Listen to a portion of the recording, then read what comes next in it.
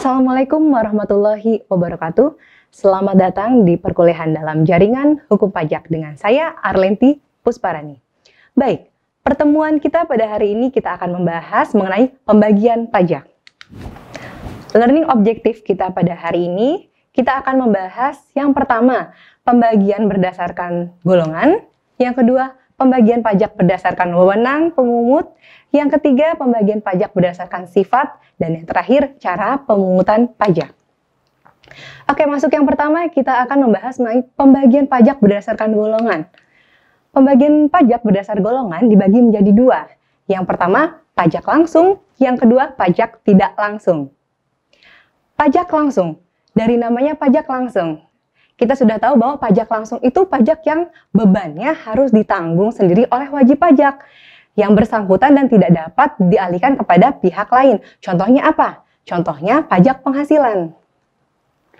Yang kedua, pajak tidak langsung. Ini kebalikan dari pajak langsung.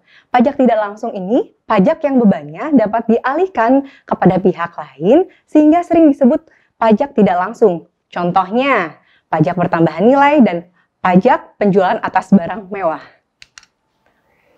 Kita masuk yang kedua, pembagian pajak berdasarkan wewenang pemungutnya. Pembagian pajak berdasarkan wewenang pemungutnya itu juga dibagi menjadi dua. Yang pertama ialah pajak pusat atau pajak negara, yang kedua ada pajak daerah. Pajak pusat dan pajak negara itu yang bagaimana sih?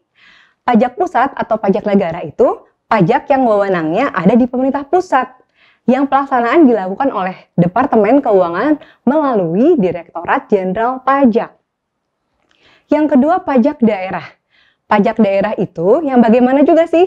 Pajak yang wewenang pemungutannya ada pada pemerintah daerah, yang pelaksanaannya dilakukan oleh Dinas Pendapatan Daerah.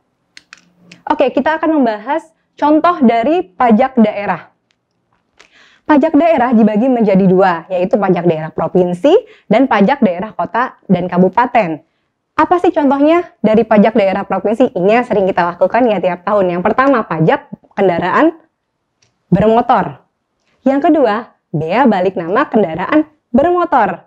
Yang ketiga, pajak bahan bakar kendaraan bermotor. Yang keempat, pajak air dan air permukaan. Dan yang terakhir, pajak rokok. Sekarang contoh pajak daerah, kota, atau kabupaten. Apa sih contohnya kira-kira? Ya, yang pertama pajak hotel. Itu salah satu contohnya. Ada pajak restoran, ada pajak hiburan, pajak reklame, dan pajak penerangan jalan, serta pajak air tanah. Oke, selanjutnya kita akan bahas pembagian pajak berdasarkan sifatnya. Pembagian pajak berdasarkan sifatnya itu dibagi dua lagi. Yang pertama, pajak subjektif. Yang kedua, pajak objektif. Apa pajak subjektif? Nah, pajak subjektif. Pajak yang memperhatikan kondisi atau keadaan wajib pajak. Dalam menentukan pajaknya, harus ada alasan-alasan yang objektif yang berhubungan erat dengan keadaan materialnya. Yang kedua, pajak objektif. Pajak objektif itu pajak yang pada awalnya memperhatikan objek yang menyebabkan timbulnya kewajiban membayar. Tapi kemudian baru dicari subjek pajaknya, baik pribadi maupun badan. Nah, jadi ini dengan kata lain, pajak objektif ini adalah pengenaan pajak yang hanya memperhatikan kondisi objeknya saja. Oke, selanjutnya yang keempat, itu ada cara pemungutan pajak. Cara pemungutan pajak itu ada 3 asas. Yang pertama asas domisili, yang kedua asas sumber, dan yang ketiga asas kebangsaan. Nah, yang pertama kita masuk yang pertama, asas domisili. Bagaimana sih bunyi asas domisili ini? Ya, asas domisili ialah pemungutan pajak berdasarkan tempat tinggal wajib pajak suatu negara. Jadi, negara berhak memungut pajak yang wajib pajaknya bertempat tinggal di suatu negara itu, tanpa melihat dari mana pendapatan itu diperoleh, baik dalam negeri maupun dari luar negeri, dan tanpa melihat kebangsaan atau kewarganegaraan wajib pajak tersebut. Oke, kita masuk yang kedua, asas sumber. Bagaimana bunyi asas sumber? Nah, dalam asas ini, pemungutan pajak didasarkan pada sumber pendapatan wajib pajak. Kalau asas sumber ini, negara yang menjadi sumber pendapatan tersebut berhak memungut pajak tanpa melihat domisili wajib pajak tersebut. Yang ketiga, asas kebangsaan.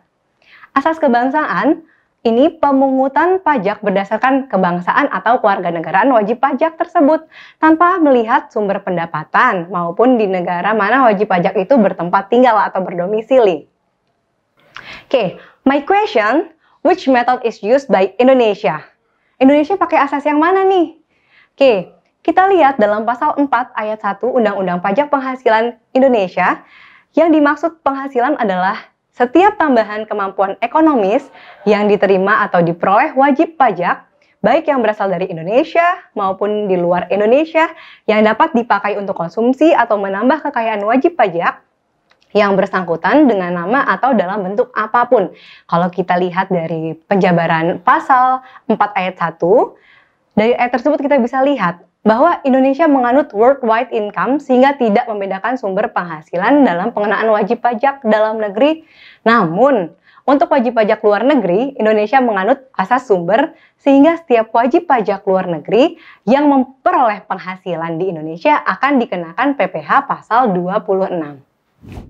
Baik, kesimpulan kita pada pertemuan kali ini ialah pembagian pajak dapat dilakukan berdasarkan dari golongan, wewenang pemungut, dan sifatnya. Dan cara pemungutan pajak berdasarkan asas domisili, sumber, dan keluarga negaraan. Sekian pertemuan kita kali ini. Semoga bermanfaat. Terima kasih. Wassalamualaikum warahmatullahi wabarakatuh.